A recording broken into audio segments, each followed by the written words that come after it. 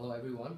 So another week has passed and we're gonna come to this week's topic, which is the trade bloc of the Mercosur, the organization of the 5 countries in the South America. Mercosur is also known as the Common Market of the South American.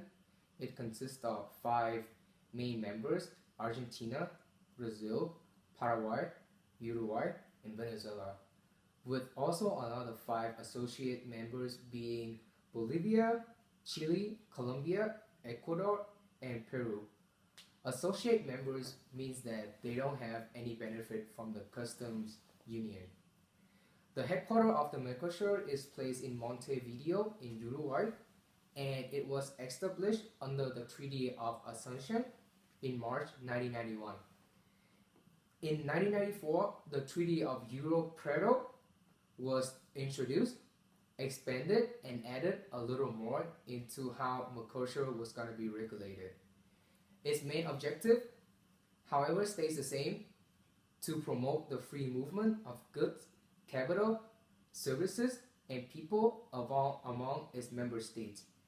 The official languages are Spanish and Portuguese. The history of the area: Argentina and Brazil has always fought for the supremacy in the area, and these two are also the 2 most successful and important countries in the area as well.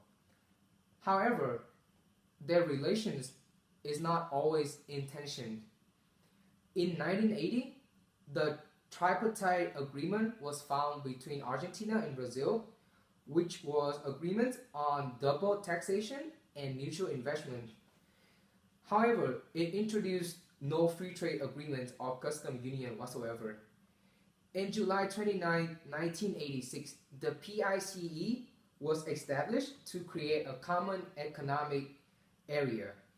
It also established a common market to promote economic complementation and to stimulate investments. Then came March 26 of 1991, the creation of common market, the Mercosur.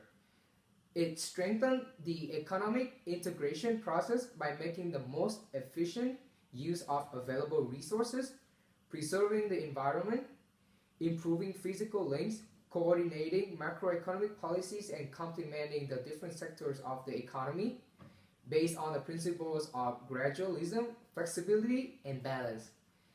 The Protocol of Euro-Preto was signed on December 16, 1994. So these are the 4 basic elements of the common market. The first one is the free movement of goods, services, and factors of production by means of the elimination of custom duties and non-tariff restrictions. The second one is the establishment of a common external tariff, CET, and the undertaking of a common trade policy, as well as coordination of positions in economic, trade, regional, and international forums. The third one is the coordination of macroeconomic policies among member countries in the areas of foreign trade, agriculture, industry, fiscal and monetary policies, foreign exchange and capital, services, custom, transport, and communications. The last one is the commitment to harmonize legislation on the relevant matters in order to strengthen the integration process. Let's take a look at statistics of Argentina. The imports are 70 billions and exports are 84 billions.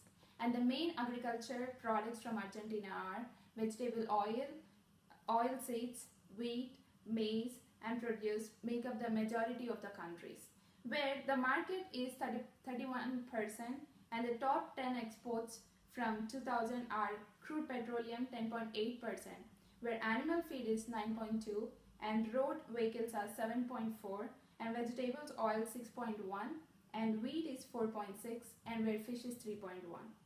The next member of Mercosur is Brazil, where the Brazil imports are 226 billion and exports are 256 billion.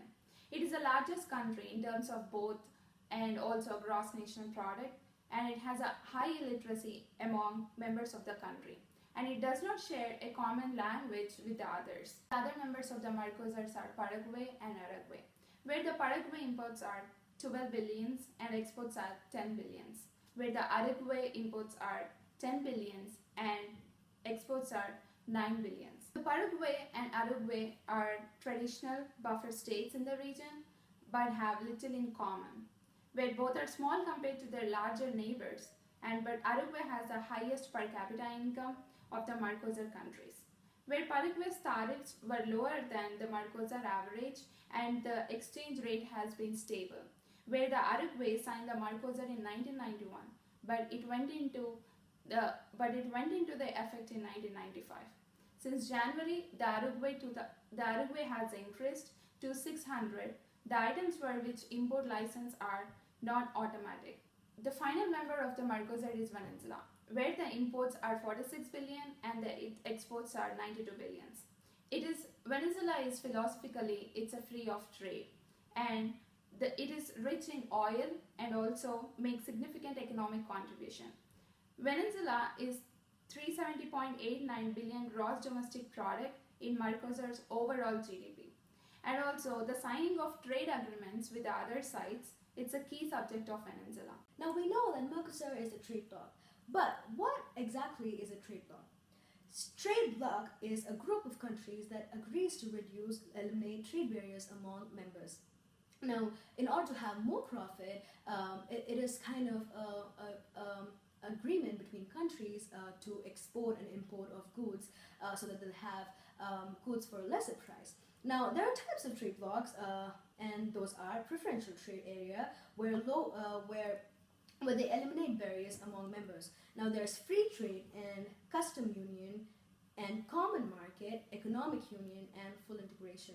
Pretty much everybody on the continent are associate members with Mercosur. Now, what is associate members? Now, we know that all these five, like Argentina, Brazil, and Paraguay, and Uruguay, and Venezuela, are fully fledged members of Mercosur. But there's something called the members who are not fully into Mercosur are called associate members, where they're still trying to be one of them and still trying to encourage Mercosur. Now, those are Bolivia, Peru, Ecuador, Colombia, and Chile. Now, we can talk about Chile. That Chile was first approached to be one of the full-fledged member of Mercosur, but it said no to this because of the reason that it has a good the greatest trade connection it has is with the U.S. and it didn't want to jeopardize the relationship with the U.S. Because it was the country which they do the trading the most. Now there are things which are unique about Mercosur. Now, unlike NAFTA, they're also talking about free movement of labor. Now, actually, that's one of the things they had right from the initiation, like right from when they wanted to be a part of Mercosur. They had this point of having labor going here and there and exchanging of labor, but it took a while to put this into existence. Now, all the states agreed people can move around the countries initially.